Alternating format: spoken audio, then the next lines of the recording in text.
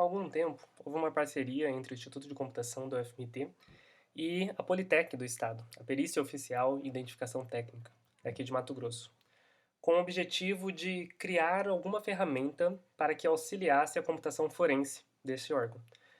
Há uma grande demanda por análise de imagens periciais, que daqui a pouco eu vou mostrar um pouco do fluxo de como isso acontece. E aí a computação pode auxiliar a automatizar ou pelo menos acelerar todo esse processo, e a gente escolheu a utilização de Deep Learning para a construção de um modelo para auxiliar nesse tipo de tarefa. Bom, mas para explicar como que foi feita toda essa ferramenta, é importante a gente saber também como funciona esse tipo de atividade para um perito, né? Então, imagine que a gente tem alguns dispositivos para serem analisados, podendo ser um computador, um celular, um tablet, né? Algum dispositivo que armazene arquivos digitais. Há uma etapa de extração desses dados, então nessa extração já poderia ter até uma espécie de filtro, né, de separação por tipo de documento, documentos, áudios, imagens. E aí, pelo menos na parte de imagens, é normal um perito analisar manualmente as imagens que estavam ali naquele dispositivo para ver se alguma delas é de interesse para fazer o laudo pericial, né? Então, há alguma imagem de arma, de droga, né, de pedofilia, né? Então, dependendo do caso que está sendo investigado, vai estar sendo analisado, vai estar sendo pesquisado se alguma imagem pode auxiliar nesse caso. E no final, esse perito vai fazer confeccionar o laudo, que vai servir como uma evidência no caso. Bom, mas quantas imagens há em um dispositivo, né? Então, se a gente poder imaginar aí um celular, será que é normal ter 500 imagens em um dispositivo? Eu diria mais do que isso, 5.000 talvez, né? Mas e se for uma pendrive que está armazenando, por exemplo, um álbum de fotos ou vários álbuns de fotos, né? Podemos chegar facilmente aí a dezenas de milhares de arquivos, né? Mas a gente só está pensando em fotos, né? Se a gente partir agora para um computador, que não há apenas fotos, mas sim toda a navegação que você faz pode estar armazenando as imagens ali em cache, né? Os programas geram imagens e há diversos outros aí meios, fontes para gerar imagens dentro de um computador. Então a gente está falando aí já na casa de centenas de milhares de imagens. Sabendo disso, tentem imaginar quanto tempo um perito gastaria analisando as imagens de um dispositivo. E a resposta seria muito tempo, né? Já que é um trabalho manual, custoso. Então, fica aí o problema a ser resolvido. Tá? E quando a gente está falando de um perito, a gente está falando de um especialista. Né? E quais são as características de um especialista? Normalmente, um especialista é caro, raro, muito ocupado e talvez uma das principais características que às vezes o pessoal não leva em consideração, um especialista é humano. O que isso quer dizer? Que ele é emocional, então vai ter situações da vida dele que talvez influenciem no trabalho dele, como qualquer outro trabalhador. E ele também é mortal. Então, em algum momento, vai acontecer da gente não ter mais esse especialista, e isso gera uma desvantagem, né?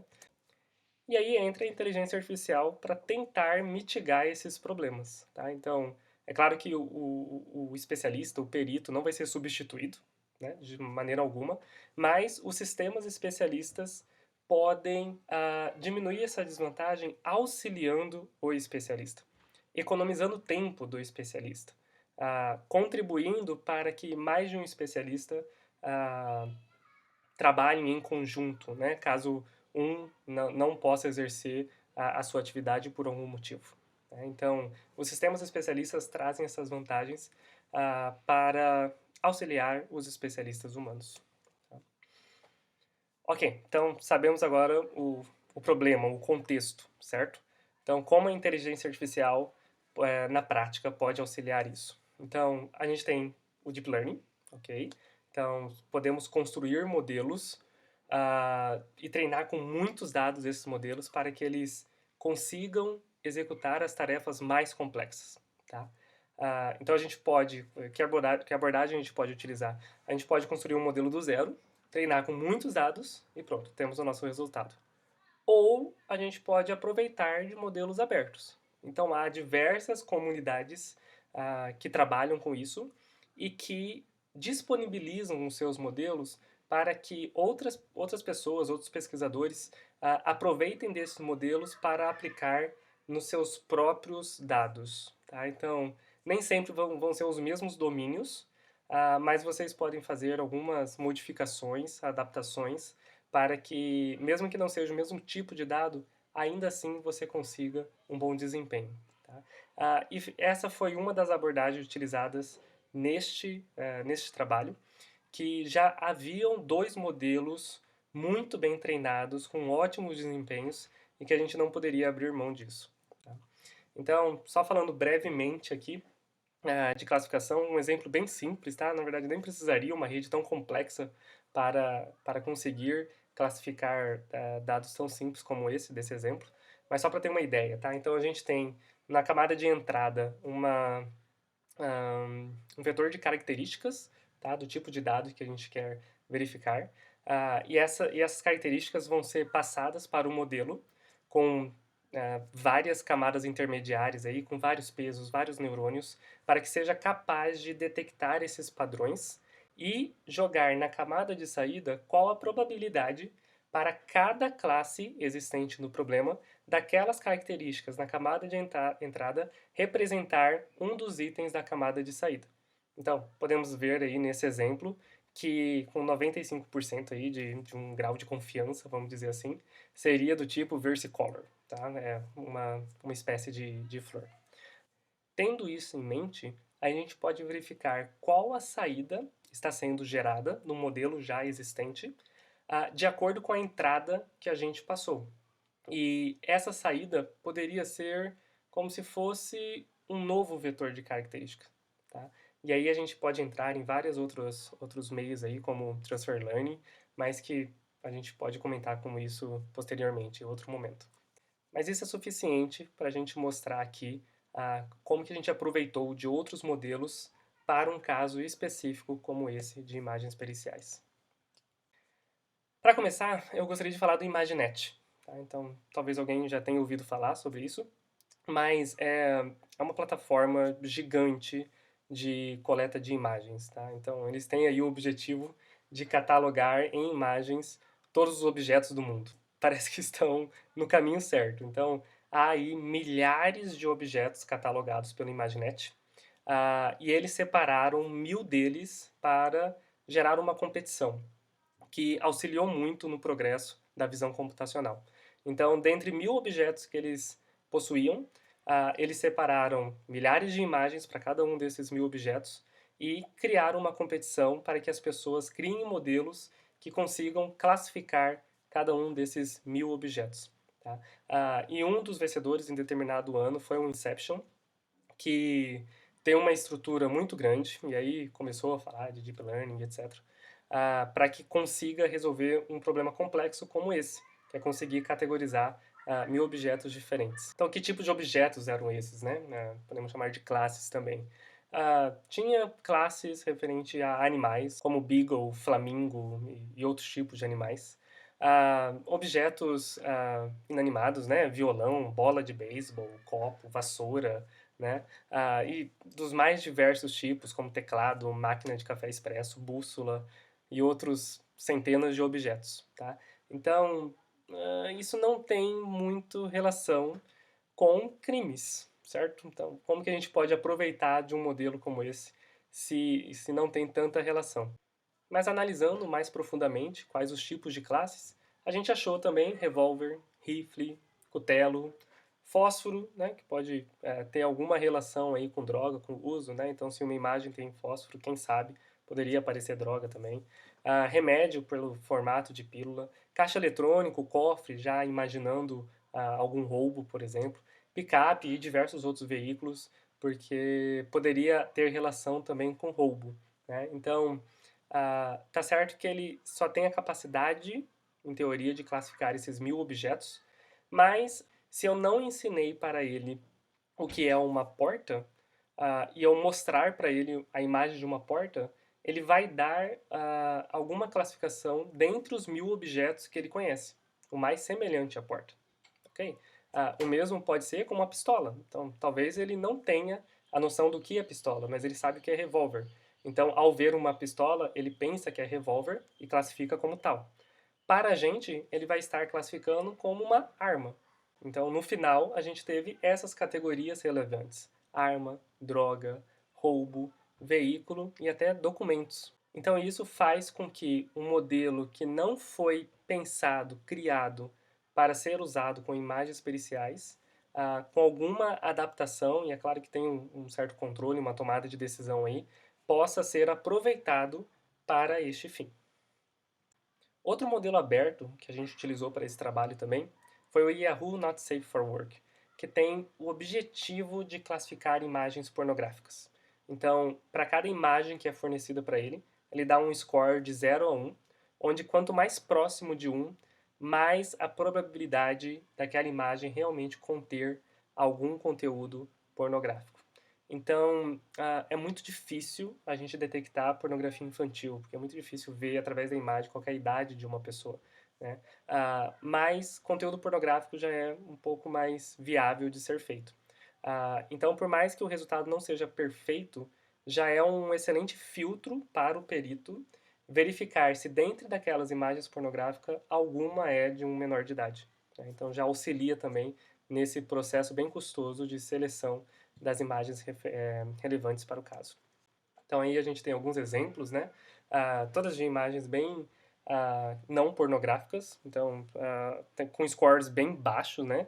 O maior score aí de 0,1 apenas, por mais que sejam imagens de corpos seminus, por exemplo, que poderia algum modelo pensar que é pornográfico ou não, mas mesmo assim ele verificou que não é o caso, né? Então tem algumas abordagens que vê tom de pele, por exemplo, para verificar o nível de pornográfico, mas nesse caso não enganou o modelo. Então já mostra aí uma qualidade do modelo em detectar imagens reais de pornografia.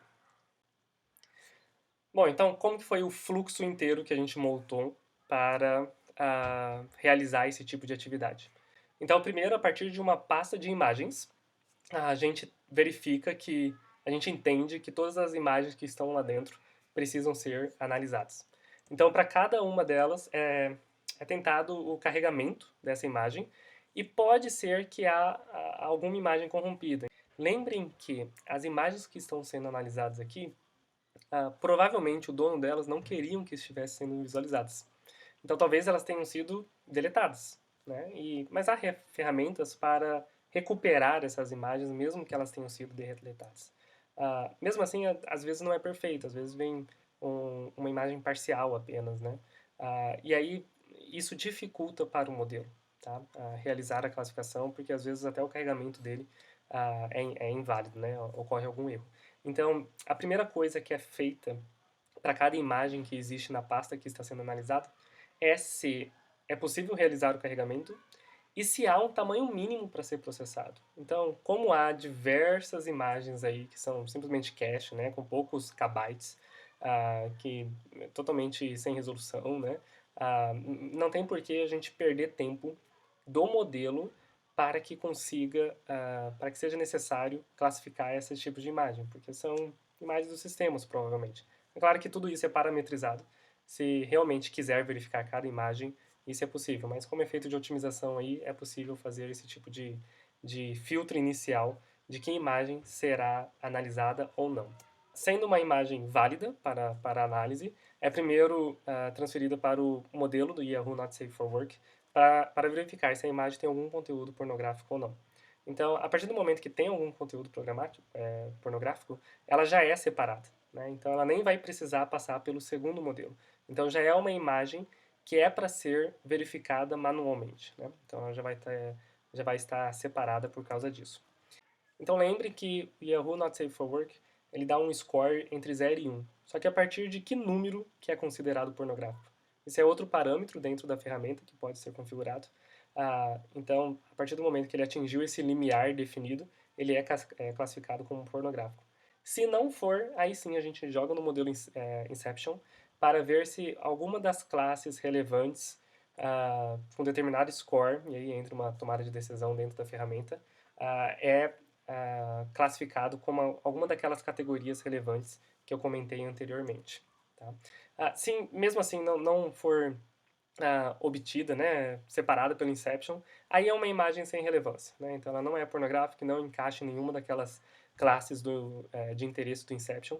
A gente separa ainda para que, se necessário, se desejado, o perito possa ainda visualizar as imagens, mas já aí em pastas separadas, né, facilitando o trabalho. Então, no final, o perito vai ter umas pastas como essa, né? Imagens que foram classificadas como arma vão estar ali, de documento, de droga. Se houve algum erro no carregamento, né, aqueles fatos de imagens corrompidas, etc., vão estar ali. Se a imagem é muito pequena, a gente não vai removê-las ainda, a gente vai separar, vão estar ali também. Mesma coisa com pornografia, roubo, veículo. E se não coube nenhum desses outros dessas outras classes vão para a pasta outro, que também pode ser analisado caso não seja encontrado nada de interesse nas outras pastas. Então aqui nós temos um exemplo das pastas de armas. Tá? Vocês vão verificar que o início do nome do arquivo sempre são números. E, na verdade, esse é o score dado pela ferramenta. Tá? Então a primeira imagem ali, no canto superior esquerdo, tem 97,47% de certeza que essa imagem é uma arma. E ele está certo. Né? Vocês vão ver que talvez algumas imagens não tenham relevância, né? Pelo menos olhando a miniatura assim, mas a maioria delas estão certas. E essa é a função da ferramenta, auxiliar o especialista, no caso o perito, no trabalho dele, né? De encontrar dentre milhares de imagens quais são de interesse para um laudo pericial. Tá? Vocês vão verificar, inclusive, que tem algumas imagens que estão com filtros, né? E mesmo assim houve aí uma classificação positiva de que é uma arma. Esses são alguns exemplos de imagens que foram obtidos na classe de roubo, né? Então, relógios pode estar ali. Aquela imagem parece um cofre, não é? Mas na verdade não é. Então, eu como ser humano, a primeiro momento eu olharia e pareceria um cofre, mas olhando mais de perto é outra coisa. E tem um panfleto que simplesmente não tem relação com roubo, mas pela minha análise, ela parece um pouco aqueles caça-níqueis, né? E isso sim ele consegue classificar. Os caça-níqueis talvez ele tenha confundido aí. Então, para mostrar que a ferramenta não é perfeita, né? Vai ter algumas incoerências, mas a gente preferiu errar para mais. Então, a gente configurou mais a ferramenta para que ela mostre mais imagens, por mais que apareça algum erro, do que deixe de mostrar uma imagem relevante para a perícia. Aí tem a de veículos, né? Então, algumas motos, né? Alguns carros. Então, se o caso envolve algum roubo, por exemplo, poderia ver através dessa pasta de veículos se é possível ver alguma placa para verificar posteriormente se ela foi roubada, né? Então, isso pode ser útil para a perícia. Temos também uma imagem de uma moto, na verdade é um brinquedo ali que eu desconfigurei um pouco. Mas é uma moto de criança, né? Então, mesmo assim, ele consegue classificar como uma moto. Isso, de certa forma, não é bom para esse tipo de ferramenta, já que provavelmente isso não tem relevância para a perícia, mas mostra a qualidade do modelo. Então, mesmo objetos que não são perfeitamente um veículo, ele consegue classificar como. Alguns exemplos de imagem corrompida, né? Então, isso aí realmente é um problema a ser tratado ainda. Ficou aí como uma etapa futura a gente conseguir, mesmo que imagens corrompidas, seja analisada uma parte delas, coisas do tipo, mas está como uma boa prática, por exemplo, analisar primeiramente as pastas das classes, né, de relação a roubo, né, a arma, etc. Mas, em seguida, analisar as pastas de erro, por exemplo, também, porque às vezes pode ter alguma coisa interessante. E essa é a pasta de pornografia. Eu editei a imagem também, só para não ficar muito sensível, né? Mas talvez dê para perceber que realmente tem uma precisão muito boa na classificação de imagens pornográficas. Mais uma vez, nada relacionado à parte infantil, mas sim de pornografia adulta. Mas nos nossos testes, uma das imagens que ele classificou como pornografia era realmente infantil. Então o perito viu e sim, isso aí era para ter sido classificado como pornografia infantil, está certo. Então o perito vai poder olhar essa pasta e verificar dentre essas imagens se há alguma de relacionada à pornografia infantil. Então já ajuda o trabalho também. Falando um pouquinho em números agora, hoje o tempo médio de processamento por imagem é de 0,3 segundos. E eu gostaria ainda de melhorar esse tempo de processamento. Há ainda espaço para otimização. Tá? Não era o requisito principal da ferramenta, ela ser rápida, porque ela foi pensada para ser utilizada pelo computador, claro, e que não tome o tempo do perito enquanto esteja fazendo toda essa análise. Então, desde que tenha os equipamentos certos, é possível deixar analisando vários dispositivos ao mesmo tempo em paralelo, e quando um deles acabar, aí sim entra o perito, né, o especialista, para analisar o resultado. Tá? Então, esse dado, por exemplo, de 0,3 segundos, foi com um processador i5 de 4 GB de RAM e nem era um SSD. Então, até o carregamento e o armazenamento das imagens, né, analisadas não eram beneficiadas pelo hardware. Né? Já pensando também que a ferramenta pode ser utilizada por órgãos que não tenham recursos suficientes para ter equipamentos de ponta. Então, se você pensar em 0,3 segundos, ainda é viável, mesmo que você tenha que analisar milhares de imagens. Essa ferramenta está disponível no meu GitHub, então deixando o link aí. E por fim, gostaria de comentar que foi um projeto bem gratificante em fazer.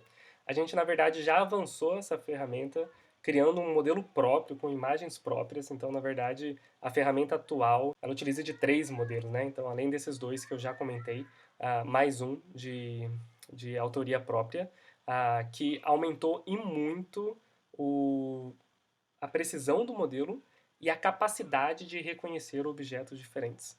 Então, é um exemplo bem prático aí de como o Deep Learning pode auxiliar nas atividades mais complexas e benéficas para a sociedade.